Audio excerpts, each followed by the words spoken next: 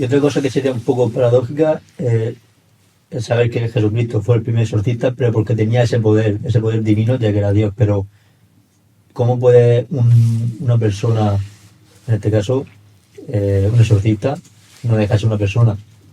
¿Cómo puede tener ese poder para expulsar un demonio de un cuerpo humano?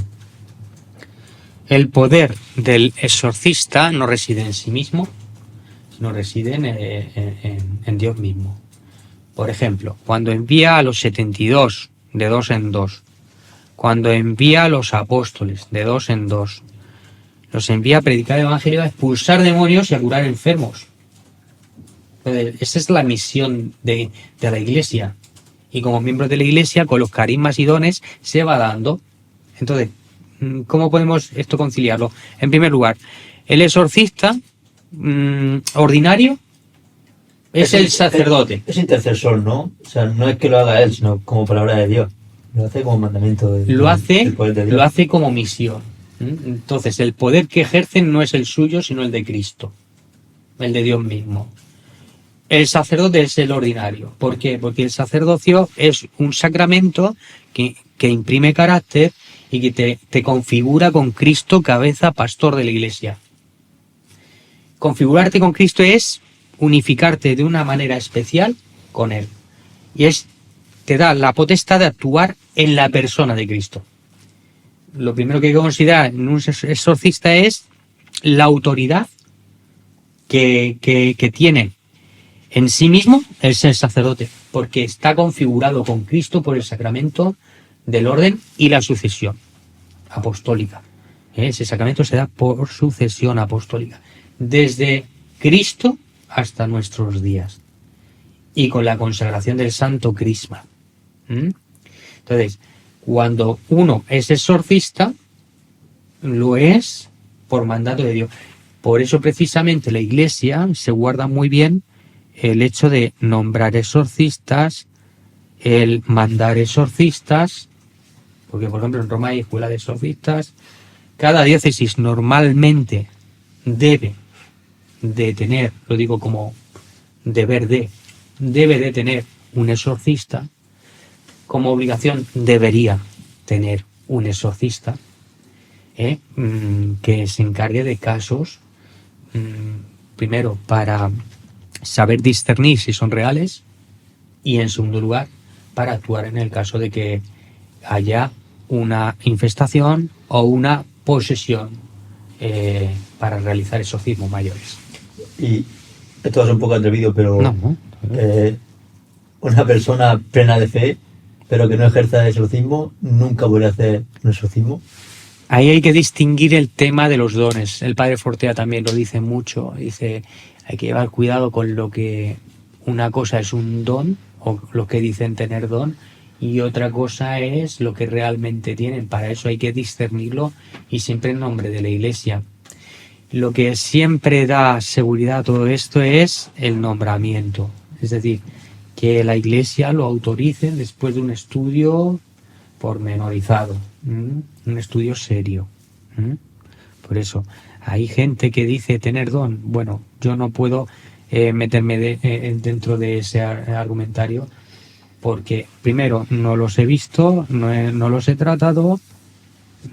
Se puede decir de uno mismo, pero claro, hay que llevar cuidado, porque hay gente que se atribuye cosas que no son y luego otros que tienen dones y esto y lo otro y no se sabe de dónde vienen, porque el tema del espiritismo o lo espiritual, una cosa y la otra, que son distintas, que eso podríamos hablar mucho sobre eso ello. Me gustaría hablar ahora, madre. Sí, todo eso hay que llevar cuidado porque si no se discierne no se sabe, es un terreno bastante desconocido.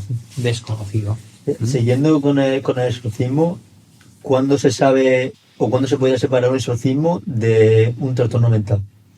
Más sencillo de lo que uno piensa. Es decir, cuando hay signos de posible posesión, o por lo menos se tuviera alguna sospecha, primero se hace un análisis exhaustivo. Es decir, la xenoglosia. ¿Qué es eso?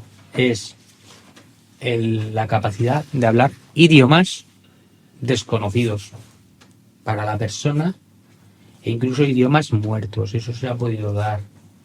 Fuerza sobrenatural, por ejemplo. Aversión y violencia contra lo sagrado.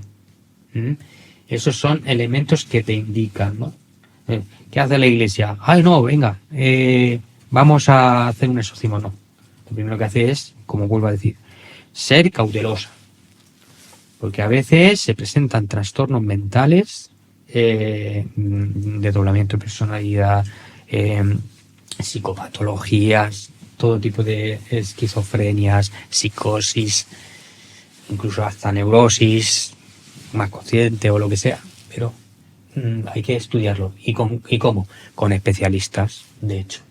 Es decir, psiquiatría, medicina, los expertos que van viendo. Y luego en cuestiones teológicas. Por ejemplo, si tú ves a un niño de 10 años hablarte un latín macarrónico, pues ahí te está diciendo algo, ¿no?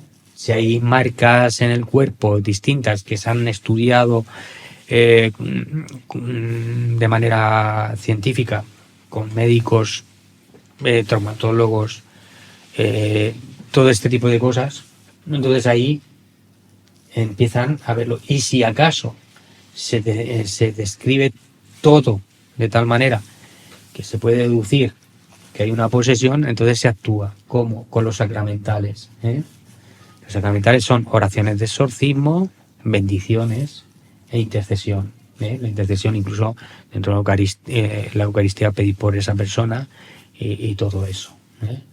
Se procura pensar siempre en que este tipo de cosas es algo estrambótico, de barbaridades exageradas, de película. Tenemos que quitarnos la imaginería de las películas para entrar dentro de algo más, dentro de lo racional, ¿vale? A veces sí que se ha dado. Por ejemplo, yo recomiendo un libro a quien esté escuchando este podcast de Zabala, Así se vence al demonio, que es el testimonio directo de este periodista que estuvo con el padre Salvador, que era el exorcista entonces de la diócesis de Murcia, y aparecen casos reales de infestación, de infestación, ¿no? De posesión.